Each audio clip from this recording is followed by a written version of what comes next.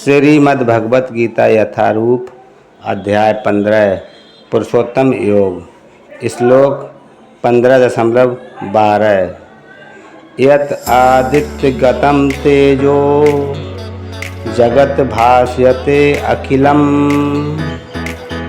यत् चंद्रमसि यच्चाग्रो तत्तेजो विद्धि मामकम्। भावार्थ, सूर्य का तेज जो सारे विश्व के अंधकार को दूर करता है मुझसे ही निकलता है। चंद्रमा तथा अग्नि के तेज भी मुझसे उत्पन्न हैं। अज्ञानी मनुष्य ये नहीं समझ पाता कि ये सब कुछ कैसे घटित होता है, लेकिन भगवान ने यहाँ पर जो कुछ भी बतलाया है उसे समझकर ज्ञान प्राप्त किया जा सकता है।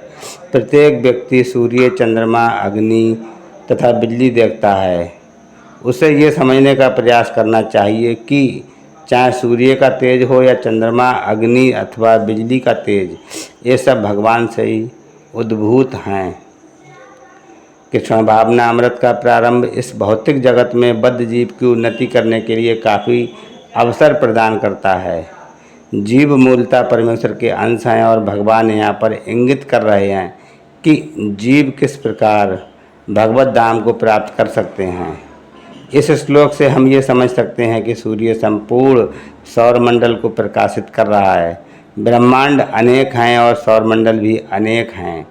सूर्य, चंद्रमा तथा लोक भी अनेक हैं, लेकिन प्रत्येक ब्रह्मांड में केवल एक सूर्य है। भगवत गीता में 10.21 कहा गया है कि चंद्रमा भी एक नक्षत्र है। नक्षत्राणा मह्यम शशि।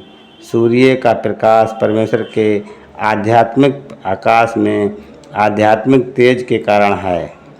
सूर्योदय के साथ ही मनुष्य के कार्यकलाप प्रारंभ हो जाते हैं। वे भोजन पकाने के लिए अग्नि जलाते हैं और फैक्ट्रियां चलाने के लिए भी अग्नि जलाते हैं।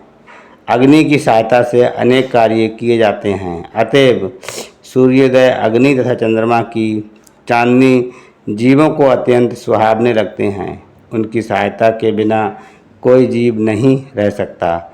अतएव यदि मनुष्य ये जान ले कि सूर्य, चंद्रमा तथा अग्नि का प्रकाश तथा तेज भगवान श्री कृष्ण से उद्भूत हो रहा है तो उसमें कृष्ण भावना अमृत का सूत्रपात हो जाता है।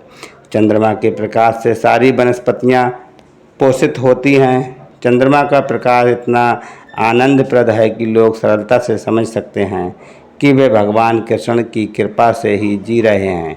उनकी कृपा के बिना ना तो सूर्य होगा, ना चंद्रमा, ना अग्नि और सूर्य, चंद्रमा तथा अग्नि के बिना हमारा जीवित रहना असंभव है।